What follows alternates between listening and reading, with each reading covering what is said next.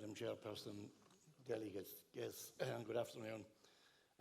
Where is Julie? I could kill her because she asked me, that I speak, and I said no, I'd rather be down in the hole fixing a leak or something. But she's very insistent, so I eventually found myself being bulldozed into it. But anyway, and then she comes back to me sometime later and she said, we're doing up the programme and it looks like you're going to be the last speaker.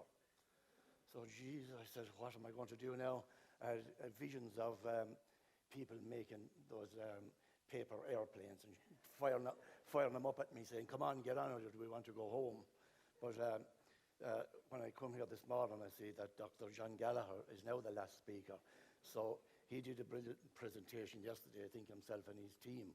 So no one is going to leave the hall until he's finished, so I'm safe. Yeah, so... where am I here?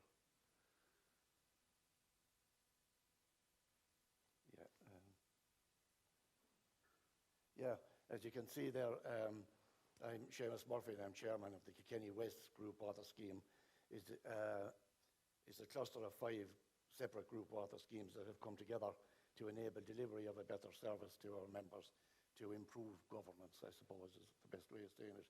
This is what I want to try and deal with today. So I suppose the first thing is, can we define what governance is? So I suppose the most simple definition that I can come up with anyway is the way that an organisation is managed and the systems in place for doing this. So it's the way that an organisation is managed and the systems in place for doing this. It's a very simple definition, but I'm afraid it's very complex when you try to implement it. So I suppose, what is governments in action? It's, I suppose, a lot of different things at a lot of different times. If we backtrack our scheme in Winegap, which is one of the 5 constituent groups of the new cluster, it came into being in 1961, and it was all done by hand, and I suppose the materials that were used weren't the best. So in the early 80s, things started to go wrong, and at one stage in 1982, there was a fairly major break that everybody that we were serving with the water had no water for a week. It was nothing new at that time. People didn't jump up and down about it, but think what would happen if you tried to do that. So a meeting had to be called, and I suppose it was accepted by everybody at that stage that, look, we've got to try and put something in place here. And up to that, believe it or not, there was no money ever collected. When something broke down, people went around and collected the money, and then we fixed it. So that all took time. The money had to be collected first so that we could buy the material. It's unbelievable that things happened like that. But anyway, of course, I couldn't keep my mouth shut at the bloody meeting, so I'm after getting a 42-year service since then. So, or sentence, I should say, since then. I suppose what I did then is I set about bringing order to the scheme. We agreed that we'd have to try and get everybody to contribute, and that was agreed. So then we had to hold AGMs and we had to be accountable for what we collected and what we spent. So we brought some sort of order to it. I suppose what I didn't know at that stage was, or didn't realise at that stage, was that I was introducing governance. It was very basic, but that's what I was doing, introducing governance. And I suppose it has many manifestations since, insofar as that we did a lot of improvements in the scheme with a lot of government grants and a lot of money from our local people as well. But we've moved on now, and I suppose we are now, in my view anyway, we have been forced from our voluntary role to a professional one, and a role that we are neither qualified for or competent to fulfill when faced with these new everyday challenges. I think it's fair to say I jump up and down an awful lot about regulation. I'm on a couple of other, for my sins, I'm on a couple of other voluntary boards, and there's regulation coming at us from every bloody side, everywhere, to the extent that I think the voluntary effort that was there to keep an awful lot of those voluntary organisations running is no longer there. or we're afraid to do it because we're going to get into trouble. So we're being regulated out of it, in my own view. But there is an exception, in my view, when it comes to water. I mean, the reality is that water is a basic foodstuff.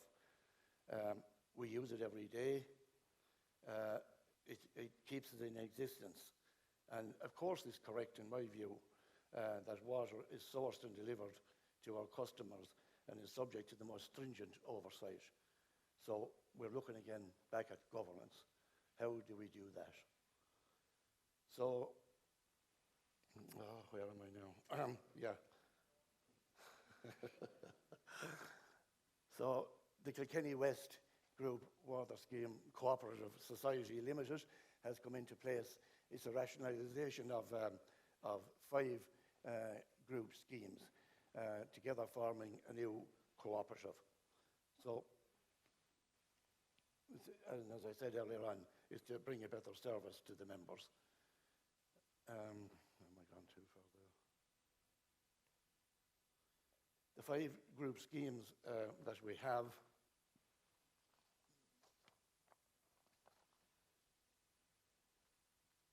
are Ballymac, Ballycallan, Cuffsgrange, Newtown and Windgap.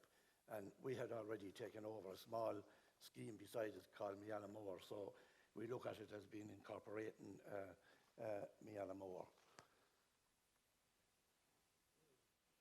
As you can see here, the numbers, Ballymac is 84, but with 103 connections because we have some farmers that would have a house here and land somewhere else.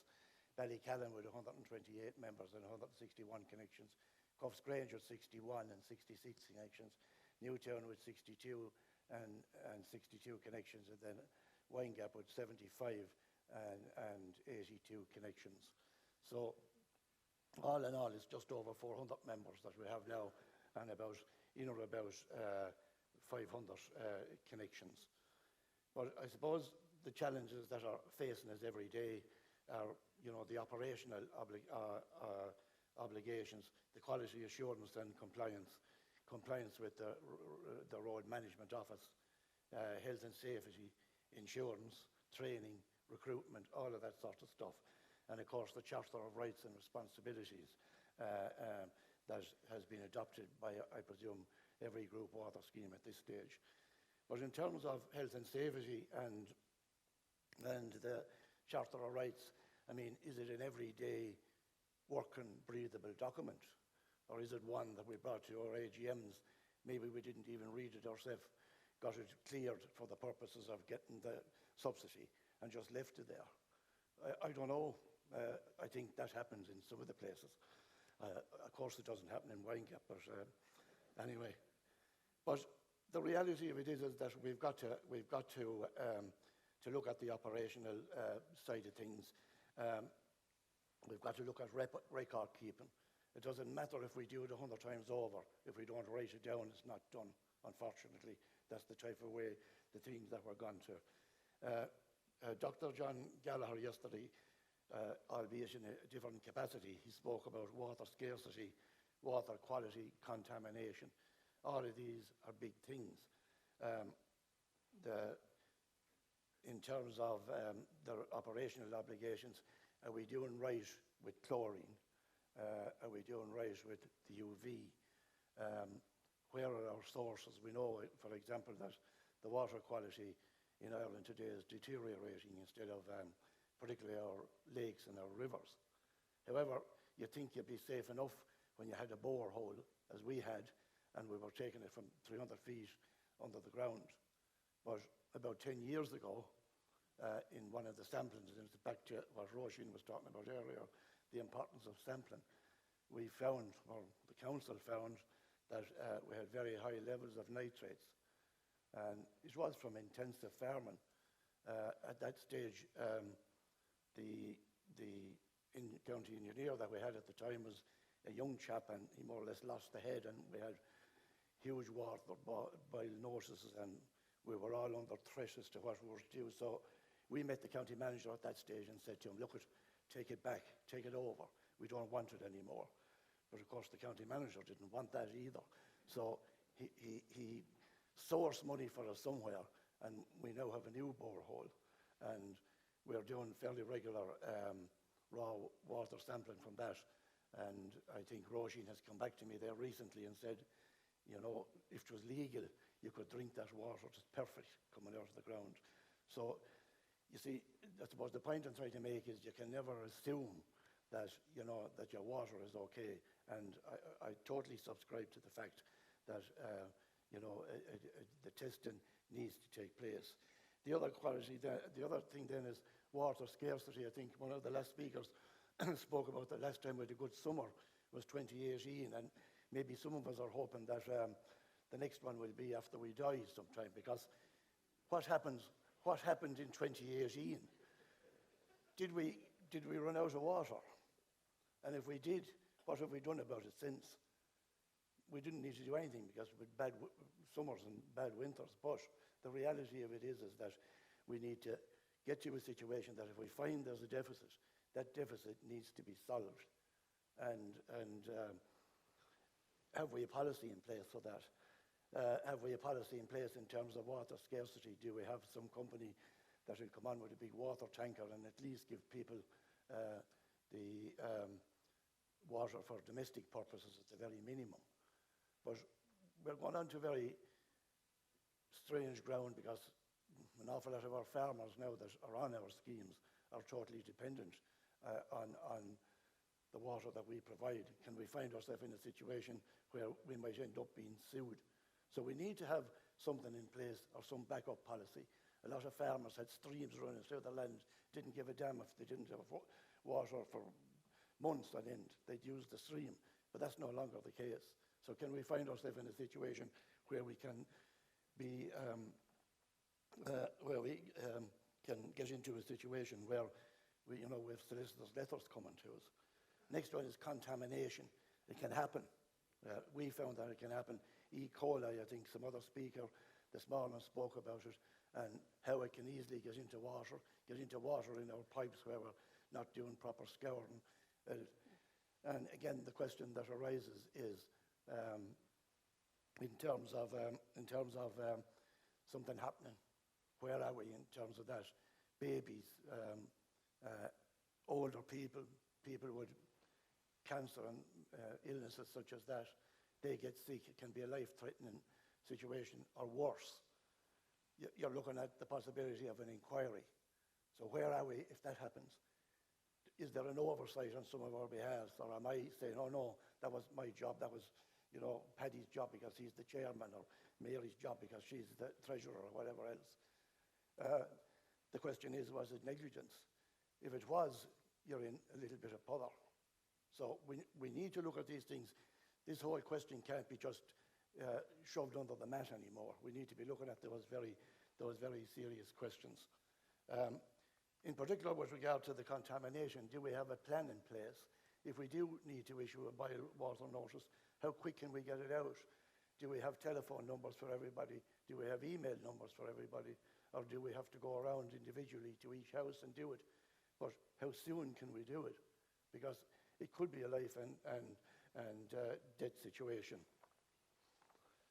I suppose in relation then to the Kilkenny situation, I suppose the question that I and my colleagues had to consider was, were we qualified or competent to meet all those new requirements that are there?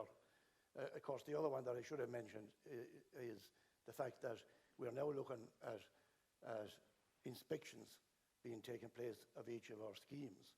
Now, we haven't had one yet, but I understand that some of the group water schemes have. So the simple answer is, or the simple question, I suppose, that I'd have to put to you and that we have to put to ourselves was, if we had an inspection in the morning, how would we hold up? You know, would we get an A+? I don't think we would. I think, speaking for myself, I think, you know, we'd be found wanting. I think we're playing with fire in relation to some of this. Mediocre is no longer acceptable. You've got to do this job right. And I think that's where, I suppose that's where we were coming from in terms of trying to get this cluster together. And I think there's only since we have the new manager in place since June, Alex Sheehan, he's the good-looking young fellow down there in the third row. So I think that we now see where we were falling short. The work that he has done since he came in June, I mean, when I see him coming now, I'm just putting my head down saying, Jesus, he's going to show up some other deficiency that we had here in the scheme. And I suppose the other big thing was, and I know people spoke about the subsidy not being sufficient to run the scheme. I suppose because the subsidy only seems to cover, as far as I understand it anyway, operational costs, you can't really carry out, putting in new piping and all that sort of a thing. So we find ourselves in a situation where our subsidy at 231 a house would come to about 18,000 in or about. And we found that the operational costs were only about 8,000. So it meant that there was 10,000 that we were leaving to this gentleman here in the department when we could have been getting it in employing somebody. So all of our 5 schemes were in a similar type situation. So when we looked at it, we said, geez, this is a no-brainer. What are we doing? Here's money that the department are willing to give us, and yet we're not going to use it. So now it's not costing us anything extra, and here we have this new manager in place, and he's doing great work for us. And I think that's the way that it has to go. The other thing that I wanted to kind of hit on before I finish is you can see here where the schemes are. And, how's it that one is not coming up?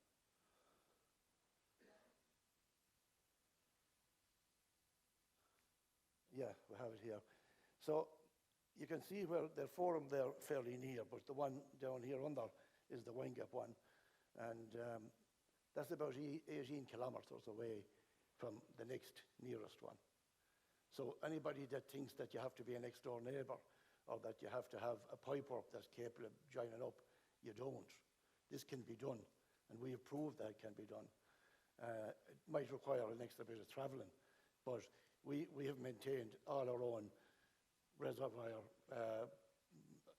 obviously source and all the rest of it.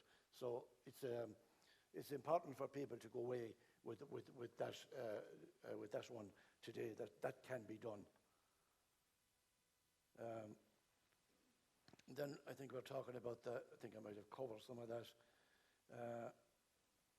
The important thing, I suppose, is that remains in control of the community, provide a professional service, meet regulatory and compliance responsibilities, and create an economy of scale. Again, just a simple one on that. The insurance that we got to cover Kilkenny West starting off this year cost us 4,200, and the insurance that Windgap had for 80 members prior to that was almost 1,500. So you can see that, the 5 schemes to be about 7,000 or just over it, and now we're down to a situation where it's 4,200. So there are huge economies of scale there in terms of saving money, and I think it's something that we should all look at.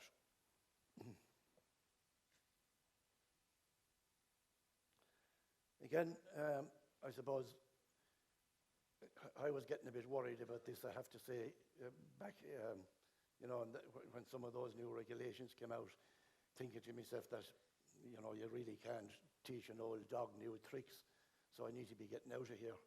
And I was worried about it, and I had intended to bring it up at a county federation meeting, but someone beat me to it.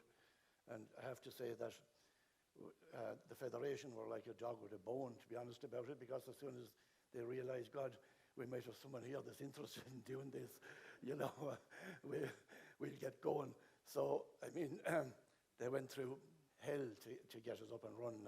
Roisin was fantastic, and Barry was brilliant as well.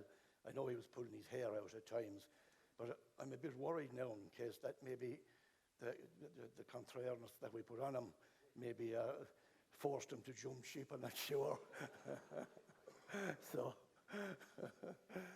anyway, as you can see, 6 responded, but one of those was one that was connected to Irish Water, so I kind of think they felt in the finish that there wasn't much point or there wasn't much benefit for them in actually joining up with us. Strange enough, one that said they wouldn't have anything to do with us has come back very recently and said, I wonder, would ye reconsider, would ye take us on?